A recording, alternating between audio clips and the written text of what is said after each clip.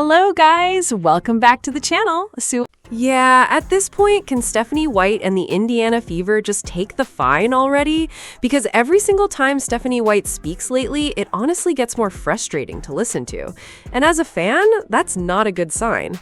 If your coach is constantly leaving fans annoyed after interviews, then clearly something is off. What makes it even more confusing is the way the Indiana Fever continue to avoid fully playing through Caitlin Clark. And I've said this from day one, Caitlin Clark does not need to take 25 shots a night to dominate a basketball game. She could literally take one shot and still completely control the flow of the game because her impact goes way beyond scoring. The problem is, when you refuse to run the offense through her, you reduce her value down to whether the shots are falling or not. And that's unfair to a player like Caitlin Clark. She's naturally a streaky shooter at times, so if her entire impact gets judged only by makes and misses, then people are going to overreact every time she has an off shooting night. But if you actually let her control the offense, she's still a massive positive because of her passing, spacing, tempo, and overall gravity on the court. Even without scoring, she changes everything. Now, Stephanie White is talking about adjustments while the team is without Aaliyah Boston, and fans are paying very close attention to how this offense looks moving forward. She seems good to me. She's KK. You know, she's like the Terminator. She said she's good to go. This group of forwards, or with the forwards beyond Aaliyah, just what are you looking to see from them moving forward? What are you, I guess, just activity on both ends of the floor. I mean, activity on the defensive end, being disruptive. Rebounding. We got to do a better job of rebounding and really being hard divers. We've got opportunities to play through Maisha and Didi in the same way that we do, AB, especially in the quarter court. So we need to take advantage of that. And with Mo and KK, I think their activity level on both ends can really be helpful for us. And it's just fine tuning like where they get those looks, where they get those cuts, getting out of screens a little bit quicker to either get a layup or be a vacuum. And then for our guards, reading out of that. Only 4 games in, but what do you think of the connection between Caitlin and Maisha? I think when it comes to transition, it seems like a couple of those passes might have surprised her early, but then she's catching on. I think it's good. Look, Maisha knows how to play. Caitlin is able to play through her in very similar ways that she's able to play through AB. And Maisha is one of those players that hunts opportunities to get easy shots. And sometimes that's in the two-man, sometimes that's drawing. Her ability to bring the ball up in transition and get into some action is helpful too, but I think they've got a great connection. Playing Portland tomorrow for the first time since they returned, just as someone who's been around the league for basically since its inception, what is it like to see the growth of the league and just Portland coming back? Yeah, obviously, the last time Portland was a franchise, I was playing, and so playing out there in the Moda Center, Tully was an opponent back then. One of my college teammates, Ukari Figs, played for them as well. So, it's always nice when you see teams that you've seen in the past. I'm happy for Portland that they got a team. I think that the Pacific Northwest is a great location for WNBA teams. But again, it's another opponent that's coming in. They're a scrappy, tough team that plays with multiple levels of effort, and we got to be locked in. As someone who understands the value of the 500, to see Caitlin now be the Grand Marshal, what do you expect that to be like for her? I think it's going to be a lot of fun. To experience that, I'm not sure if she's been yet or not, but to experience that as the Grand Marshal, I think is one of the highest honors you can get in the state of Indiana. So I think it's going to be a lot of fun for her. 4 games in, what improvements or what have you seen just defensively in terms of step forwards, backwards, things like that? Yeah, I think we've continued to progress. Obviously as coaches we want it to be seamless, quicker, but at the same time I think that we're improving in areas of rotation. We're improving in activity level. We still have a lot of room for growth. I felt like we had some really good growth over the last 2 games, and we've got to continue that progress. In what ways does Tully help your staff and become an asset as a former player that you can lean on? Yeah, number one, she's been there. She has different perspectives, played on a lot of different teams, played with a lot of different players, having the international experience, having coaching experience at various levels. And her personality is really good. She's reflective, a lot. She brings a different perspective, which I think is good. And she's done it. And she's done it. I mean, I think that's the thing you have when you look at our staff. It's like everybody has done it, has played at this level, has won at this level, and so bringing that experience and bringing that perspective is important.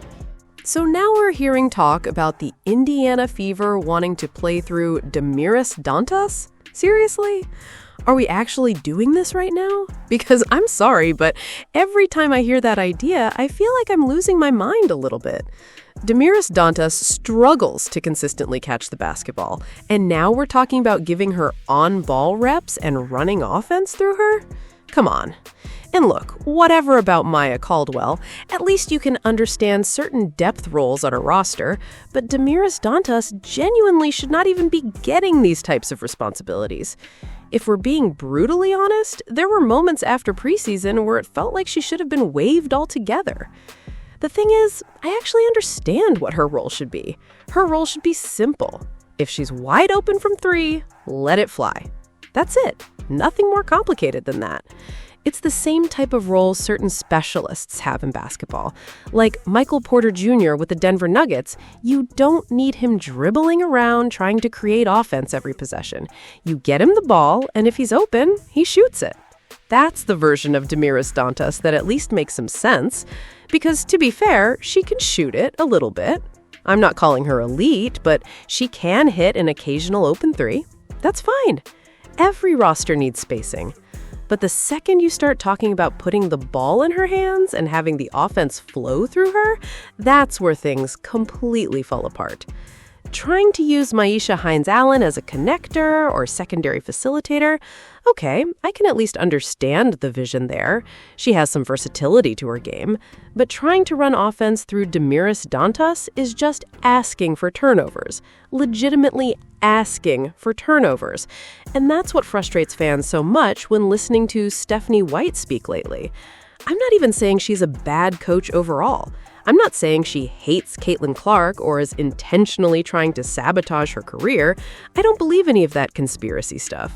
But I do think it's fair for fans to say that some of these comments are incredibly frustrating to hear, because this fan base wants to hear about maximizing Caitlin Clark.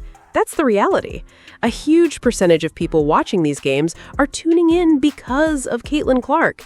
They want to hear about ways to make the offense easier for her, ways to unlock her passing, her shooting gravity, and her playmaking. Instead, fans keep hearing conversations about role players getting expanded offensive responsibility. And again, in fairness to Damiris Dantas, she hasn't played huge minutes, but when she has gotten meaningful opportunities, the results have not been good. That's just the truth. There have been too many possessions where simple plays break down, too many missed catches, too many awkward offensive moments.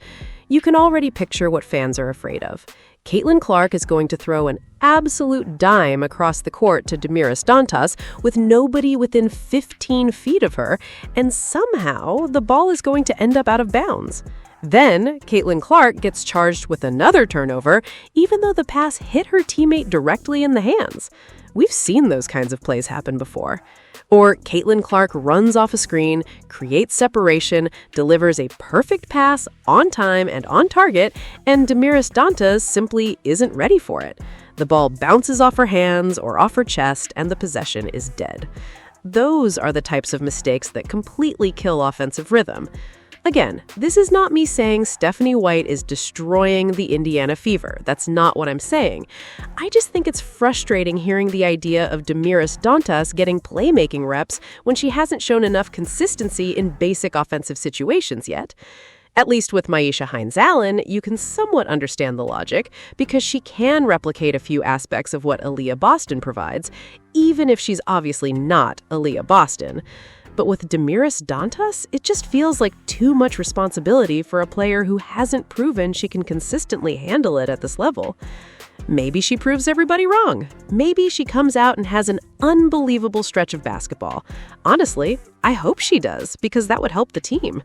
But right now, based on what we've actually seen on the court, it's hard for fans to feel confident about the idea of featuring her in the offense.